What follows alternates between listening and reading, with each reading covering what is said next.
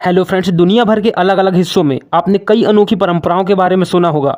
ऐसे ही जापान में एक बड़ी ही अनोखी परंपरा निभाई जाती है, जिसके तहत एक महिला को डाइनिंग टेबल पर लेटाकर उसके शरीर में खाना परोसा जाता है। और ये परंपरा सिर्फ घर में ही नहीं बल्कि होटलों और रेस्टोरों में भी चलती है। मुख्यतः यह एक जापानी परंपरा है जिसे न्योताई मोरी कहा जाता है। इसमें सबसे पहले एक महिला को टेबल पर लेटाकर उसके शरीर में सुशी नाम की एक डिश सर्व की जाती है, जो कि एक जापानी डिश होती है। और फिर मेहमान टेबल के चारों ओर बैठकर खाना खाते हैं। इस परंपरा में सबसे हैरानी की बात तो यह है कि डाइनिंग टेबल पर लेटने वाली महिला पूर्णतः न्यूड होती है। जी हाँ फ्रेंड्स, उसके शरीर में एक भी कपड़ा नहीं होता। वैसे ये परंपरा लड़कों के द्वारा भी होती है, जिसमें लड़के को डाइनिंग टेबल पर लिटाया जाता है और फिर उसके शरीर में खाना परोसा जाता है और इसे नानताई मोरी के नाम से जाना जाता है। कुछ लोग इस परंपरा को पेशे की तरह भी करते हैं, जिस कारण टेबल पर लेटने वाली महिला या पुरुष कई बार अपनी पहचान छिपाने के लिए मास्क का उपयोग करते हैं। न्योताई मोरी और नानताई मोरी परंपरा के दौरान मेहमानों और मॉडल्स को कुछ नियमों का पालन करना पड़ता है कि इस दौरान ना तो कोई मेहमान मॉडल से बात कर सकता है,